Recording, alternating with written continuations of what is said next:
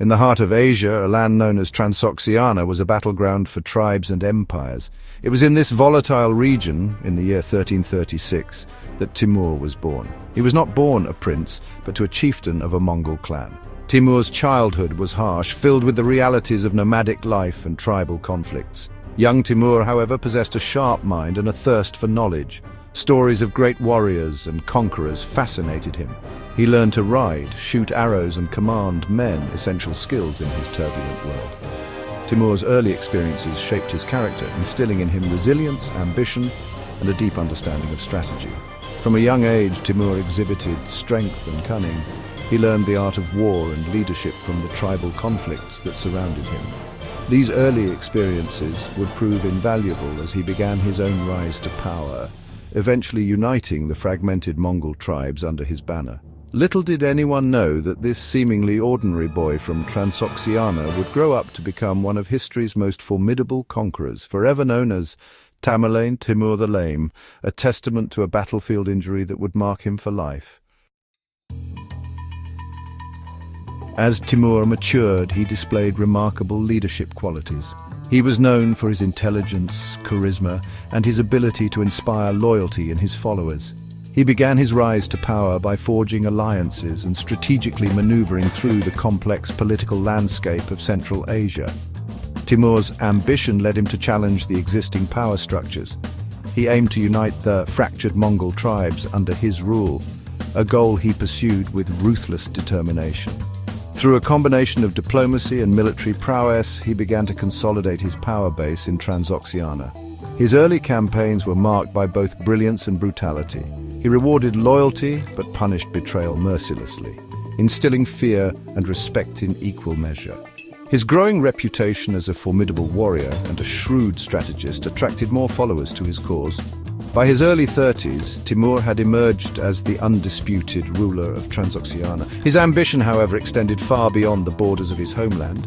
He envisioned himself as the heir to the legacy of Genghis Khan, destined to rule a vast empire. Timur was a cunning strategist and a ruthless warrior, but he also understood the importance of legitimacy in his quest for power. He embraced Islam and declared himself a champion of the faith, using religion to unite the diverse people he conquered. He presented his conquests as holy wars, justifying his expansionist ambitions as a mission to spread Islam and defeat its enemies. This religious zeal, whether genuine or strategic, resonated with many in the Islamic world, bolstering his support and justifying his often brutal methods. Timur's armies marched under the banner of Islam, and he often spared those who submitted to his rule and converted to his faith. However, those who resisted faced the full force of his wrath. His campaigns were characterized by extreme violence and destruction, leaving a trail of devastated cities and countless dead in their wake. Despite the bloodshed, Timur's reign also saw a flourishing of Islamic art, architecture, and scholarship. He commissioned mosques, libraries, and universities, patronizing artists, scholars, and poets. His empire became a center of learning and culture, albeit one built on a foundation of conquest and subjugation. With each victory, Timur's ambition grew. He led his armies across Persia, conquering the once mighty Ilkhanate. He crushed the Golden Horde in the north, effectively ending their dominance over the Russian principalities.